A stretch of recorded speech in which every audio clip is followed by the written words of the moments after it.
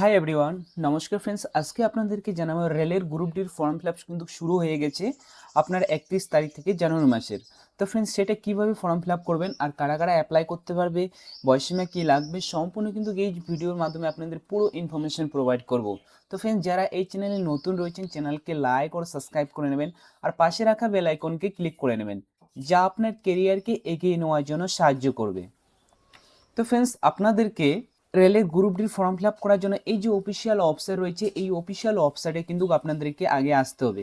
তো ফ্রেন্ডস, আপনারা যদি মাধ্যমিক পাস করে থাকেন, এছাড়া যদি আপনার আইটিআই থাকে, তাহলে কিন্তু এই পোস্টের জন্য বা গ্রুপ ডির ফর্ম ফিল আপের জন্য আপনি এলিজিবল বা ফর্ম ফিল আপ করতে পারবেন আপনারা। তো ফর্ম ফিল আপ করার জন্য এই অফিসিয়াল ওয়েবসাইটে আপনারা চলে আসবেন। আসার পরে এখানে দেখবেন যে অ্যাপ্লাই অনলাইন অপশন রয়েছে, সেটাতে আপনারা ক্লিক করে দেবেন। সেটাতে ক্লিক করলে এর যে অফিসিয়াল ওয়েবসাইট রয়েছে সেই অফিসিয়াল ওয়েবসাইটে নিয়ে চলে আসবে। আসার পর আপনারা এটা এখান থেকে নোটিফিকেশনটা ক্লোজ করে দেবেন। ক্লোজ করার পর এখানে এর যে অফিসিয়াল ওয়েবসাইট সেটা ওপেন হয়ে যাবে। এখান থেকে কিন্তু আপনাকে অ্যাপ্লাইটা করতে হবে। তো প্রথমে তো আপনি যদি এই ওয়েবসাইটে নতুন হয়ে থাকেন, তাহলে আপনি ক্রিয়েট এ অ্যাকাউন্টে ক্লিক করে আপনারা নতুন করে একটা রেজিস্ট্রেশন করে নিতে হয়। তো এখান থেকে আপনারা রেজিস্ট্রেশন করে নেবেন, যেটা আপনার বেসিক ডিটেলস দিয়ে আপনাকে করে নিতে হয়। যখন আপনার রেজিস্ট্রেশন কমপ্লিট হয়ে যাবে, তারপর আপনাকে কিন্তু লগ ইন হেয়ারে আপনারা ক্লিক করে দেবেন। লগ ইন হেয়ারে ক্লিক করার পর এই যে পোর্টালটা ওপেন হয়ে যাবে। এখান থেকে কিন্তু আপনারা দুই রকমে আপনারা লগ ইন করতে পারবেন। একটা হচ্ছে আপনার আধার কার্ড দিয়ে, আর একটা আপনার আরআরবি অ্যাকাউন্ট যদি আপনার থাকে, ইউজার আইডি আর পাসওয়ার্ড দিয়ে আপনারা কিন্তু লগ ইন করতে পারবেন। আপনার যেটা ইচ্ছা সেটা দিয়ে আপনারা কিন্তু লগ ইন করতে পারবেন। আপনি যদি চান যে আধার কার্ড দিয়ে লগ ইন করতে, তো আধার কার্ডে আপনারা এখানে ক্লিক করে দেবেন। এখানে বলেছে আপনার যে রেজিস্টার মোবাইল নাম্বার রয়েছে সেই নাম্বারটা এখানে বসিয়ে দেবেন। তারপরে জেনারেট আধার ওটিপিতে ক্লিক করে দেবেন। জেনারেট আধার ওটিপিতে ক্লিক করলেই কিন্তু আপনার আধার কার্ডে ওটিপি আসবে, বসিয়ে দেবেন। তো আপনাকে আধার কার্ড ওটিপি পাঠার আগে আপনার এই বক্সে যে রয়েছে এই বক্সে আপনি আগে ক্লিক করে নিতে হবে বা টিক চিহ্ন দিতে হবে। দেওয়ার পর যখন আপনার ওটিপি আসে যাবে, ওটিপি আসার পর কিন্তু এখানে ওটিপি দেওয়ার পর আপনাকে আই এম রোবটে ক্লিক করার পর লগ ইনে ক্লিক করতে হবে।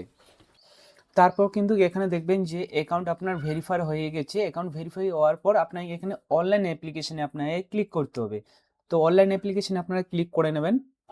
অনলাইন অ্যাপ্লিকেশন ক্লিক করার পর এখান থেকে আপনাকে কিন্তু আপনার যে এক্সাম সেন্টার রয়েছে সেই এক্সাম সেন্টারটা এখান থেকে সিলেক্ট করে নেবেন।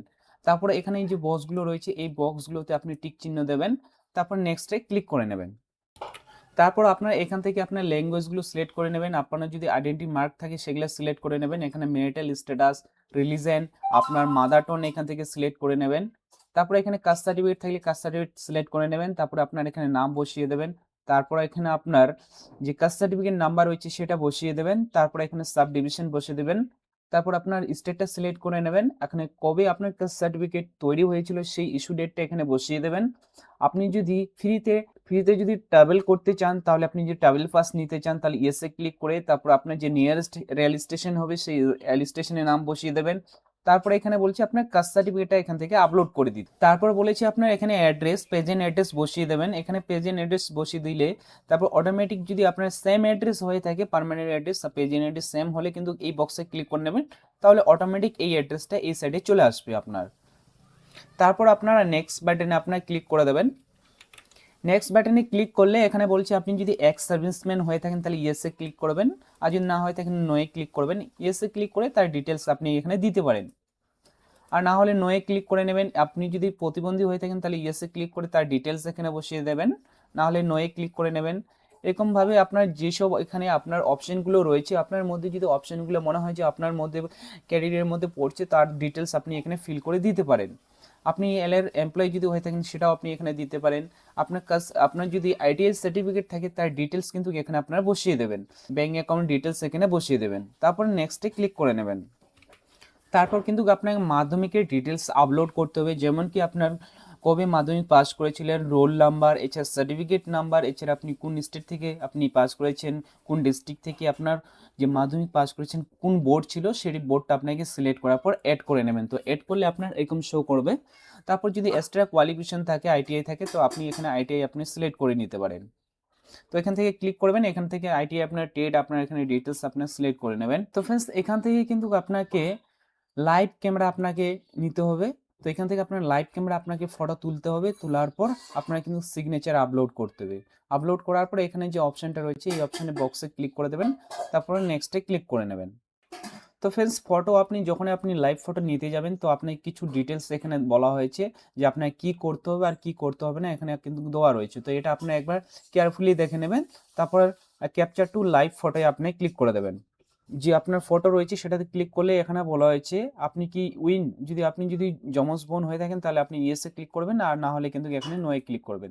তারপর ক্যাপচার লাইভ ইমেজে আপনারা ক্লিক করে দেবেন। ক্যাপচার লাইভ ইমেজে ক্লিক করলে আপনারা এখানে কিন্তু আপনার ফটোটা শো করবে। তো এখান থেকে আপনাকে ফটোটা ক্যাপচার নিতে হবে। এছাড়া আপনি এখানে দেখবেন যে সিম্পলি যে ফিউ যে রিজেকশন ফটো রয়েছে এটাতে ক্লিক করলেও আপনি বুঝতে পারবেন যে কিভাবে আপনাকে ফটোটা ওঠাতে হবে। তো এখানে আপনার পুরো ডিটেলস দেওয়া রয়েছে। তো আপনাকে যে ফটোটা ওঠাতে হবে আপনাকে সিম্পলভাবে এই যে ফটোটা রয়েছে এইভাবে কিন্তু আপনাকে ফটোটা ওঠাতে হবে।